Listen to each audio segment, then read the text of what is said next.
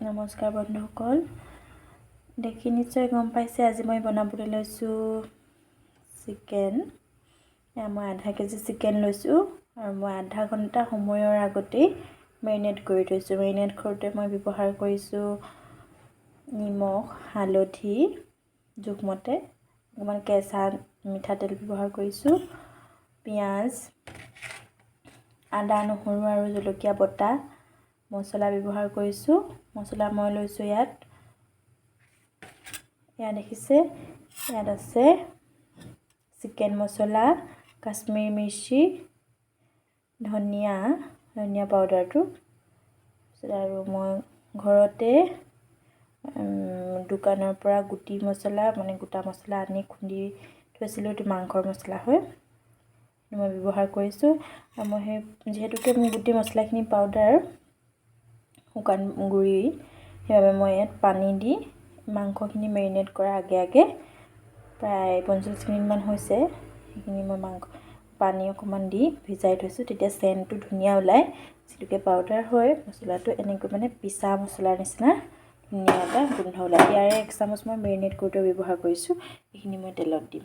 আৰু ইয়াত মই লৈছোঁ 3টা পিঁয়াজ কাটি থৈছোঁ, আদা নহৰু থেতেলিয়াই থৈছোঁ, আৰু এইটো নহৰু এটা এনেকৈ গুচাই থৈ দিছোঁ, ধুনীয়াকৈ ধুই পখালি। মাংসত মই তেনেকৈ নহৰু দি দিলে ভাল পাওঁ। আলু আমি ব্যৱহাৰ নকৰোঁ মাংসত, আমি আলু দিলে ইমান ভাল নাপাওঁ, ব্ৰইলাৰ মাংস যিহেতুকে। দেখিছে তেলখিনি গৰমাই লৈছোঁ, গৰম হৈ গৈছে। গেছৰ ফ্লেমটো ল' কৰি থৈছোঁ। এতিয়া মই ইয়াত পিঁয়াজখিনি দি দিম। পিঁয়াজখিনি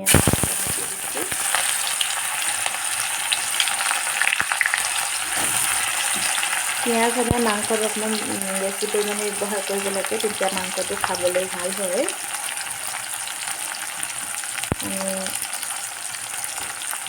গৰম মছলা মই ব্যৱহাৰ কৰা নাই, আমি যিটো খুন্দি লৈছোঁ, যিটো মছলা তাত 12 মছলা থাকে, তাত গৰম মছলা, লং ইলাচি, ডালচেনি এইবিলাক গোটা মছলাটোত দিয়ে। ইয়াত কিছুমানে জালুকো দিয়ে, জলকীয়াও যিটো ৰঙা জলকীয়াটো দিয়ে। মই ধুনীয়াকৈ গৰম কৰি ঘৰতে খুন্দি থৈছোঁ। আমি বজাৰৰ পৰা আনি ধুই কেৰাহীত গৰম কৰি মিক্সাৰ গ্ৰাইণ্ডাৰ বা ধুনীয়াকৈ খুন্দি বৈয়ামত ভৰাই থৈ দিওঁ। এইটো মছলা ধুনীয়া চেণ্টটো ওলায়। আৰু এইটো আমি এতিয়া পেকেটৰ গুড়ি মছলাটো কেনেকৈ তৈয়াৰ কৰিছে আমিতো গম নাপাওঁ, সেইবাবে আমি সেইটো মছলা বেছি ব্যৱহাৰ কৰোঁ।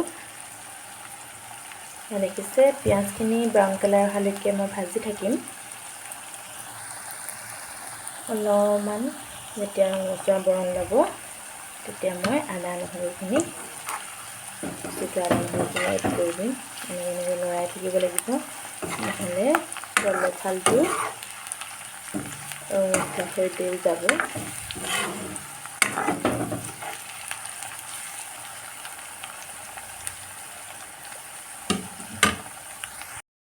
দেখিছে পিঁয়াজখিনি লাহেকৈ খুব ধুনীয়াকৈ ব্ৰাউন কালাৰ হৈ আহিছে।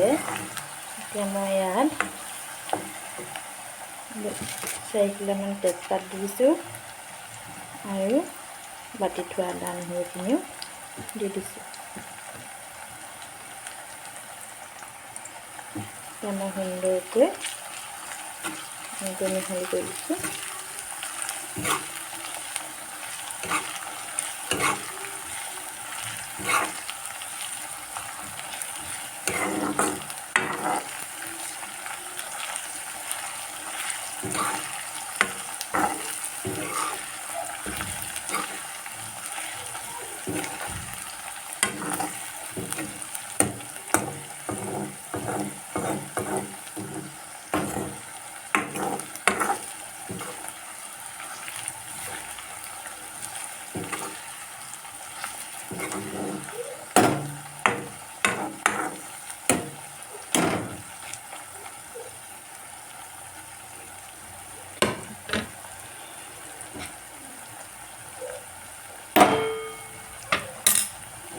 লগতে এতিয়া মই তিয়াই থোৱা ধুনীয়াকৈ পানী দি ভিজাই থোৱা মছলাখিনি দি দিছোঁ।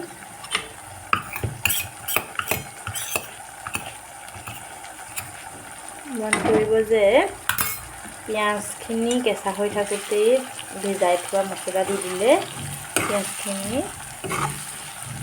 ব্ৰাউন কালাৰটো আহিবলৈ দেৰি লাগিব, হয়তো ভালকৈ গলি নাযাবও পাৰে পিঁয়াজটো। এনেকৈ পিঁয়াজখিনি কিন্তু সিজাৰ পিছতহে ব্ৰাউন কালাৰটো যেতিয়া আহিব, মানে ৰঙচুৱা হৈ পৰিব, তেতিয়াহে মছলাখিনি ভিজাই থ'লে এড কৰিব লাগে।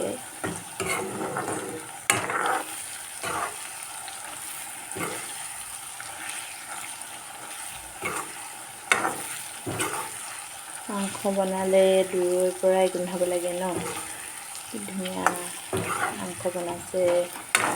কেতিয়াবা কাৰোবাৰ ঘৰুৱা বস্তু বনালে ধুনীয়া ধুনীয়া গোন্ধাই থাকিলে কিছুমান গোন্ধ বৰ ধুনীয়া লাগে, কিছুমান মুখখন ভাল নালাগে বাৰু।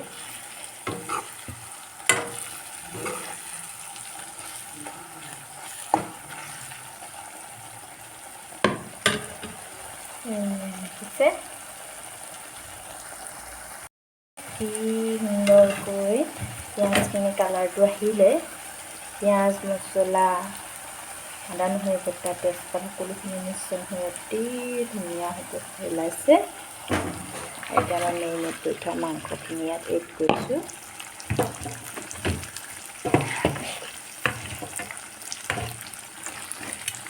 এতিয়া মই ধুনীয়াকৈ সকলোখিনি মিহলি কৰি লৰাই দিছোঁ।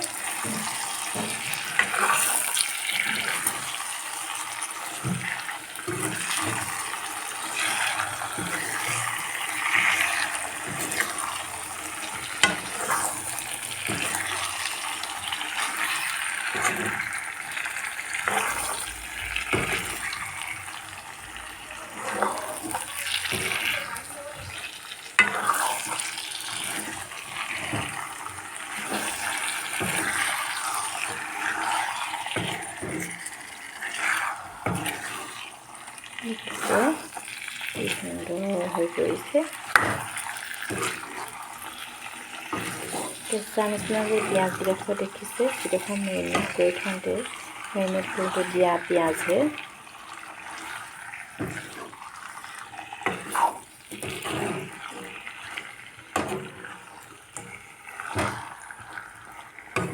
এতিয়া মই এনেকৈ অলপ দেৰি থৈ দিম। কিছু সময় মই লৰাই থাকিম। ঢাকোনখন দি থৈ দিম। তাৰপিছত গেছৰ ফ্লেমটো মই মিডিয়াম কৰি ৰাখিছোঁ। এয়া দেখিছে, মই এতিয়া ঢাকোনখনৰ পৰা চাইছোঁ। এয়া ধুনীয়াকৈ মাংসখিনি তেলটো এৰিছে লাহেকৈ। মই লৰাই আছোঁ।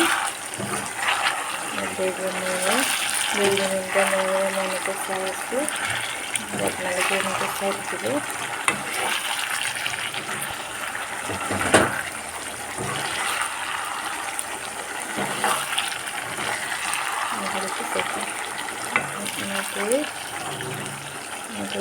লৰাই মাংসটো সিজিবলৈ দিব।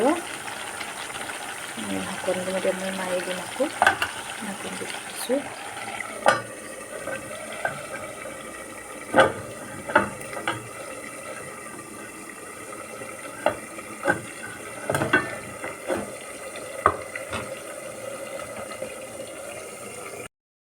এয়া দেখিছে, মাংস প্ৰায় হবুৱে হৈছে। এয়া ধুনীয়াকৈ মাংসখিনি তেলটো ধুনীয়াকৈ এৰি দিলে আৰু লাহে লাহে সিজিছিলে। সিজিলে মানে সিজিব থাকিব, সিমানে মাংসখিনি কেঁচা হৈ থাকোঁতে যিটো তেল বা পানী সোমাই থাকে সেইটো এৰি দিয়ে। আপোনালোকে যদি কোনোবাই পানী ব্যৱহাৰ কৰিলে উতলা পানী ব্যৱহাৰ কৰিব পাৰে। মই ইয়াত পানী ব্যৱহাৰ নকৰোঁ। উতলা পানী ব্যৱহাৰ কৰিলেও মাংসই যেতিয়া এনেকৈ তেলটো এৰি দিব তেতিয়াহে দিব, পানীটো ব্যৱহাৰ কৰিব। এইটো মই এটা নহৰু গোটাকৈ ইয়াতে দি দিছোঁ। আৰু ইয়াত মই এড কৰিবলগীয়া একো নাই। লাষ্টত মই গোটা কেঁচা ধনিয়াটো ব্যৱহাৰ কৰিম। তেনেকৈ এতিয়া মই আকৌ ঢাকনখন দি ৰাখ দি থৈ দিম। গেছৰ ফ্লেমটো মই একেবাৰে বঢ়াই দিয়া নাই, নহ'লে দেই যাবও পাৰে। এয়া দেখিছে আমাৰ মাংস তৈয়াৰ হৈ গৈছে। এতিয়া মই কাটি লোৱা ধনিয়াখিনি এড কৰিছোঁ।